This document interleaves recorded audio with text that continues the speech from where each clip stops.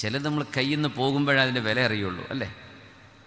ആരോഗ്യമെന്നത് ആരോഗ്യമില്ലാത്തവൻ്റെ കണ്ണിൽ ആരോഗ്യമുള്ളവൻ ചുമന്ന് നടക്കുന്ന ഒരു കിരീടമാണ്, അല്ലേ? എത്ര കോടീശ്വരനാണെങ്കിലും 2 കിഡ്നിയും ഫെയിലിയറായിട്ട് ട്യൂമർ വന്നിട്ടോ അല്ലാതെയോ ഇനി ഒരു മരണത്തിലേക്കാണ് ഞാൻ നീങ്ങുന്നത് എന്ന് കാണുമ്പോൾ താൻ കിടക്കുന്ന ICU എന്ത് യൂണിറ്റായിരിക്കട്ടെ അവിടെ കിടക്കുമ്പോൾ അവിടെ തൂത്തുവാരുന്ന ഒരു പെണ്ണിൻ്റെ ആരോഗ്യം എനിക്ക് തിരിച്ചു കിട്ടിയിരുന്നെങ്കിൽ എൻ്റെ സമ്പത്ത് മുഴുവൻ കൊടുത്ത് ഞാനത് വാങ്ങിക്കുമായിരുന്നു എന്ന് മനുഷ്യൻ കൊതിച്ചു പോകുന്ന നേരമുണ്ട്. മുസ്ലിമായി ജീവിക്കുമ്പോൾ നമ്മൾ അനുഭവിക്കുന്ന ആത്മസംതൃപ്തിയും നിർവൃതിയും ഒരുപക്ഷെ വഴിതെറ്റി കുറച്ച് ദൂരം അങ്ങ് പോകുമ്പോഴായിരിക്കും തിരിച്ചറിയുക, ഞാൻ I was in A better life before.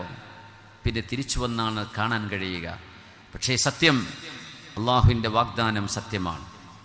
സംതൃപ്തമായ ജീവിതം അള്ളാഹുവിനനുസരിക്കുന്നവർക്ക് ഇവിടെ അള്ളാഹു വാഗ്ദത്തം ചെയ്തിരിക്കുകയാണ്. അതിനാണ് നമ്മൾ പടച്ചവൻ അരുതെന്ന് പറഞ്ഞത് ചെയ്യാതിരിക്കുന്നത്. നമ്മുടെ ശരീരം പറയും ചെയ്യണം, നമ്മുടെ സൗഹൃദം പറയും അത് ചെയ്യണം, നമ്മുടെ ചുറ്റുപാടുകൾ പറയും ദാറ്റ്സ് നോർമൽ, നമ്മുടെ സമൂഹം പറയും you are an odd person.